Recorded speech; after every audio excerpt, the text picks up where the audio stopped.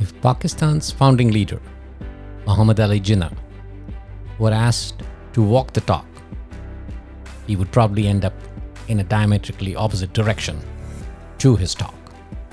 After engineering the creation of Pakistan purely on religious basis, just a few days before independence, on August 11, 1947, Jinnah, in his address to the Constituent Assembly of Pakistan, said, "You're free.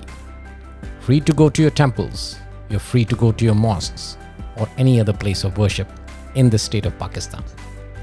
You may belong to any religion or caste or creed that has nothing to do with the business of the state." In other words, after engineering the creation of a nation purely on religious grounds, he was suddenly advocating that Pakistan be a secular nation. Welcome to the Why in History. I am Ajay Kaul, and today we are talking about Pakistan and its journey through the years immediately after independence from British India. While Louis Mountbatten, the last viceroy, ended up being the first Governor General of independent India, Muhammad Ali Jinnah himself chose to be the Governor General of independent Pakistan. The most likely reason is that he knew that he didn't have much time to live, and he really wanted his name etched as the head of the state, so he chose the position of the Governor General rather than the Prime Minister. And when I say only he knew that he had very few years to live, yes, he was suffering from tuberculosis, and he had sworn his doctor to keep it a secret lest the British authorities delay the independence of the subcontinent in the hope that post his demise, the idea of Pakistan would lose steam and ultimately British India would hand over the reins to a united India. In August of 1947, both India and Pakistan achieved independence as a dominion within the British Commonwealth.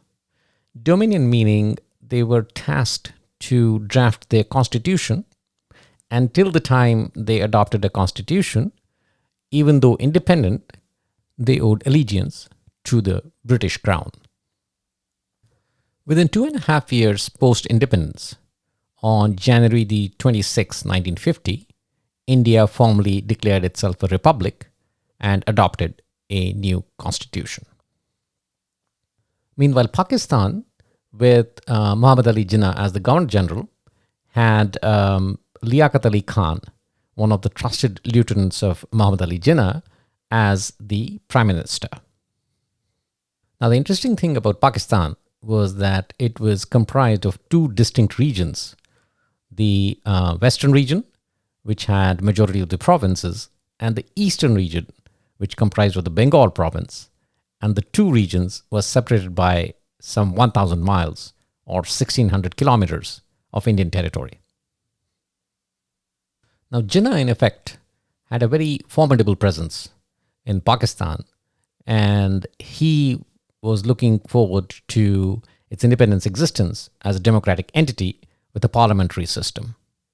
However, because of his imposing presence and personality, there was very little room for debate or discussion. And as a result, most of the members of the governing cabinet and the Constituent Assembly were cast in a subordinate role. On September 11, 1948, barely a year after Pakistan's independence, Muhammad Ali Jinnah passed away in the capital, Karachi. The end itself was sad, wherein the ambulance that was carrying him to downtown Karachi broke down midway, and he had to wait for 2 hours on a stretcher for a replacement ambulance in the humid autumn heat of Karachi. So with his death, a huge power vacuum was created in Pakistan, and his successors in the Muslim League found it difficult to fill. Finally, Khwaja Nazimuddin, who was the Chief Minister of East Bengal, the eastern region of Pakistan, was called on to take up the office of Governor General. Nazimuddin, who was mild-mannered, people assumed that he would not interfere too much in the parliamentary process and would let the Prime Minister Liaquat Ali Khan work on getting the constitution ready for adoption. But Liaquat Ali Khan himself was a Indian-born refugee, and the term for that in independent Pakistan was muhajir. So if you were an Indian Muslim who immigrated to Pakistan during the partition, you were called a refugee or a muhajir. And Prime Minister Liaquat Ali Khan was exactly that. And as a result, he lacked the political backing of the various provincial leaders. Liaquat Ali Khan was eager to give Pakistan a new constitution, but it proved to be a very difficult undertaking due to various factors in play. So what were the contentious issues towards drafting the Constitution of Pakistan? So the first move towards the constitution making of Pakistan was the passage of the Objectives Resolution by the Constituent Assembly on March 12, 1949. After the resolution was passed, the Assembly delegated the task of drawing basic principles to a committee called the Basic Principles Committee. And this committee presented its first report on September the 28th, 1950, which recommended parity of representation in the Central Assembly. Parity of representation, meaning all regions of Pakistan would be equally represented in the Central Assembly or Parliament. And this proposal itself created controversy because the members from East Pakistan opposed it. They thought that it was unfair to give equal representation when they were a majority, 56% of the total population. But the folks from West Pakistan did not want a dominant East Pakistan in the Central Assembly, and as a result, no agreement was reached, and the process of drafting the constitution was further delayed. It is at this point that you begin to notice the first tensions arise between East Pakistan and West Pakistan. The core issue here was that the majority was in the East, but the headquarters were in the West. And this in turn led to the next big issue, which was the Basic Principles Committee declaring that Urdu be the national language of Pakistan. Now, the East Pakistanis spoke Bengali, and they countered it with their demand to make Bengali the national language, since it was the language of the majority of the people. Once again, the issue of majority being in the East and the headquarters being in the West. So these two issues combined created a deadlock with respect to drafting of the constitution. And this division was something that Prime Minister Liaquat Ali Khan was unable to resolve within the Constituent Assembly itself. So he decided to sell this vision to the people of Pakistan directly, which meant that Prime Minister Liaquat Ali Khan started engaging in a number of public speaking engagements to sell his vision. And in such a meeting in Rawalpindi in October of 1951, he was assassinated. His assassin was supposedly seated in the front row and was immediately shot after he shot Liaquat Ali Khan, giving rise to speculation that this was a planned assassination. One of the resolutions that Prime Minister Liaquat Ali Khan had pushed before his death was changing the name of the country from the Republic of Pakistan to the Islamic Republic of Pakistan, and making Islam the religion of the state. Khan hoped that by placating the religious right and invoking Islam, he would be able to hold the country together and provide its leaders room to create a constitution and a democracy. Well, all he did was open a huge can of worms. After Liaquat Ali Khan's death, Nazimuddin, who was the Governor General, took over as the Prime Minister, and Ghulam Muhammad, who was Pakistan's first Finance Minister, took over as the Governor General. Now, Nazimuddin was a very mild-mannered and a reserved person, whereas Ghulam Muhammad was very strong and outgoing. So essentially, Pakistan ended up having a weak prime minister or a weak head of government and a very strong and outgoing head of state. So this was a very interesting equation that was building. Fast forward to 1953. Pakistan still doesn't have a constitution, whereas India has declared itself republic with a constitution since 1950. So riots suddenly erupt in 1953 in Pakistan in the state of Punjab. And these essentially over a demand by militant Muslims that the Ahmadiyya sect be declared non-Muslim and all members of the sect holding public office be dismissed. So this is where, as I said before, Liaquat Ali Khan opened a can of worms, making Pakistan the Islamic Republic of Pakistan and thereby opening up the governance to the fundamentalists. So Nazimuddin, the prime minister, was held responsible for the disorder, especially for the inability to quell it. And Ghulam Muhammad, the governor general, took the opportunity to dismiss the prime minister and his government. And this becomes the first instance when the government itself is dismissed by the head of the state. And the repercussions were that a more powerful entity or even a more powerful individual could dismiss the government. Now, East Pakistan or East Bengal had already been under tension since the Muslim League attempted to make Urdu the only national language of Pakistan. This led to language riots in 1952 in East Pakistan, and the people started rallying behind their more indigenous parties to thwart what they argued was an effort by West Pakistan, notably those in the Punjab, to transform East Pakistan into a distant colony. In March of 1954, provincial elections were held in East Pakistan, and the contest was between the Muslim League and a united front of indigenous parties, which included Krishak's Shramik Party, as well as the Awami League.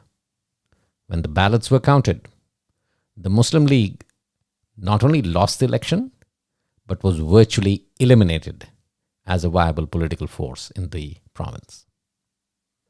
Fazlul Haq of the Krishak Shramik Party was given the opportunity to form the new provincial government. But before he could convene his cabinet, riots erupted in factories south of the capital city of Dhaka. And this instability provided the central government in West Pakistan with the opportunity to establish governor's rule in the province and overturn the United Front's electoral victory.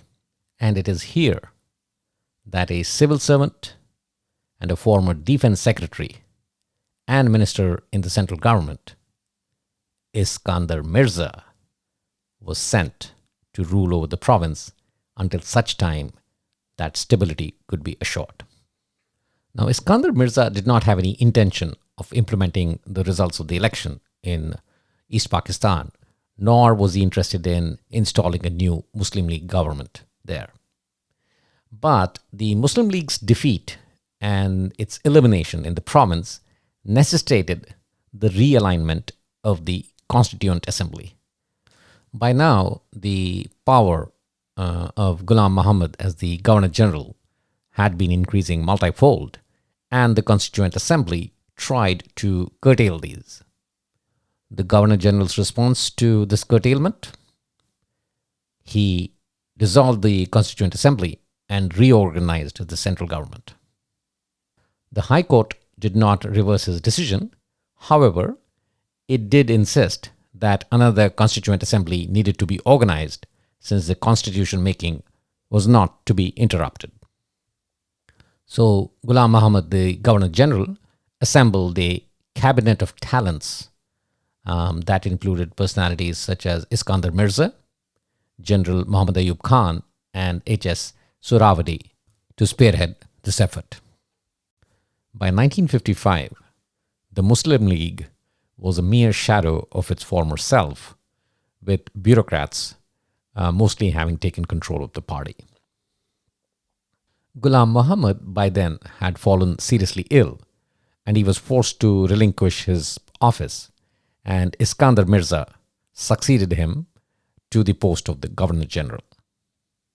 A new Constituent Assembly was seated, and in 1956, 9 years after independence, that body finally completed Pakistan's long-awaited constitution. The Constitution of 1956 embodied objectives regarding religion and politics that had been set out in the Basic Principles report published in 1950, the one which said the country would be an Islamic republic. The National Parliament was to comprise one house of 300 members, equally representing East and West Pakistan. 10 additional seats were reserved for women, again with half coming from each region. The Prime Minister and Cabinet were to govern according to the will of the Parliament, with the President exercising only reserve powers. And subsequently, Pakistan's last Governor General became its first President, Iskandar Mirza. Now, as President, Iskandar Mirza was supposed to be politically neutral. But, along with a close associate, Dr. Khan Sahib, who was a former premier of the Northwest Frontier Province, Iskandar Mirza formed the Republican Party and made Khan Sahib the Chief Minister of West Pakistan. The Republican Party was basically representing the landed interests in West Pakistan, which were the basic source of all political power. Now, while being president, Iskandar Mirza made an alliance between the Republican Party and the Awami League of East Pakistan and called on H.S. Surawadi to assume the office of Prime Minister. But this proved to be a short-lived association, and Surawadi suffered the same fate as his predecessors and was ousted from office by Iskandar Mirza without even a vote of confidence. And all of a sudden, governance across East and West Pakistan started becoming a little chaotic, and political parties found it difficult to work with each other within the framework of the constitution. And the situation became so grave that Khan Sahib actually circulated the idea that it may be time to seize the political charade and give all power to a dictator.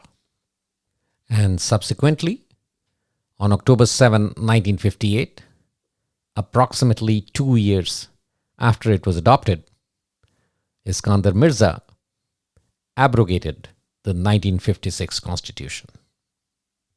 The National Assembly and the provincial assemblies were dissolved, and all political activity was banned. Mirza declared that the country was under martial law, and General Muhammad Ayub Khan had been made the chief martial law administrator. Iskandar Mirza claimed that the martial law would be lifted as soon as possible and a new constitution would be drafted. And on October 27, Iskandar Mirza swore in a new cabinet, naming General Ayub Khan Prime Minister, while 3 lieutenant generals were given ministerial posts. And this is the first time that the military gets a seat in the political structure of Pakistan. Along with the 3 lieutenant generals, about 8 civilian members were also sworn into the cabinet, and one of them was a young newcomer and a powerful landlord from the Sindh province, Zulfikar Ali Bhutto. Now, General Ayub Khan had tasted power, and he was not too happy being named Prime Minister.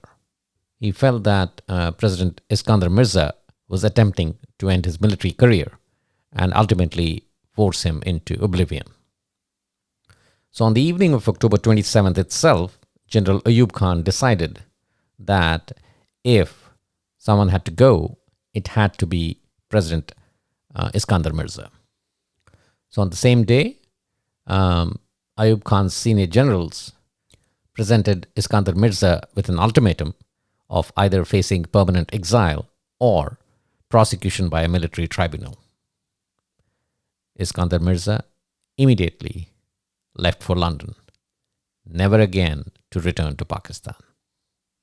Soon thereafter, General Ayub Khan assumed the rank of Field Marshal and proclaimed himself the President of Pakistan. The military had formally taken over the government in Pakistan. And on that note, we end this section of the program. On to the quiz section.